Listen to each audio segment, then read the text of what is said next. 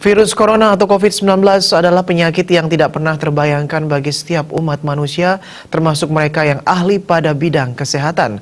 Bencana yang ditimbulkan dalam jangka pendek telah berimplikasi pada perubahan drastis dalam waktu yang amat singkat di berbagai bidang.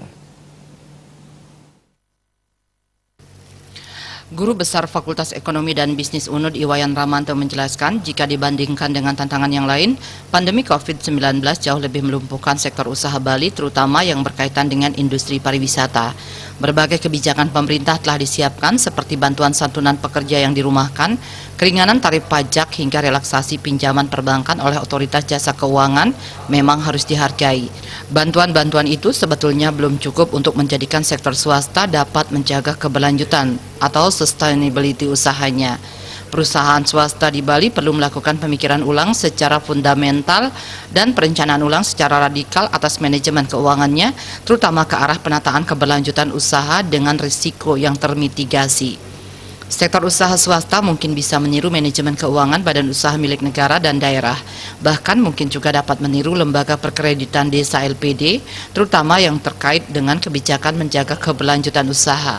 Dalam manajemen keuangan BUMN, BUMD, ataupun LPD, terdapat kebijakan pembentukan cadangan modal, cadangan risiko, cadangan sosial, dan sejenisnya untuk membantu saat terjadi bencana. Berbicara manajemen keberlanjutan usaha, sebetulnya tidak ada kesepakatan bulat tentang apa yang harusnya dilakukan, apalagi yang bersifat universal.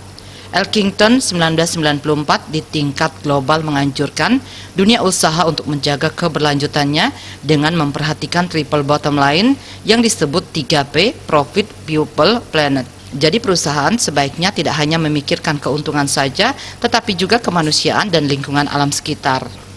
Pada kearifan lokal Bali, bahkan LPD sejak tahun 1984 telah mengalokasikan labanya berdasarkan konsep triwarga untuk mengimplementasikan catur purusa arta. Untuk memperoleh kesempurnaan atau moksa, LPD menggunakan labanya 60% untuk menambah cadangan modal, arta untuk arta, 20% untuk desa adat dan 5% untuk dana sosial atau arta untuk dharma, serta 10% untuk jasa produksi arta untuk kama. Alokasi berdasarkan trimarga itu sama dengan triple bottom line. Turbulensi lingkungan usaha yang intensitasnya semakin sering tidak boleh sampai mengganggu keberlanjutan usaha sektor swasta. Selain melakukan rekayasa ulang atas manajemen keuangan, para pelaku usaha di Bali pada saatnya nanti tetap perlu melakukan diversifikasi usaha pada berbagai sektor ekonomi. Tim Liputan Bali TV.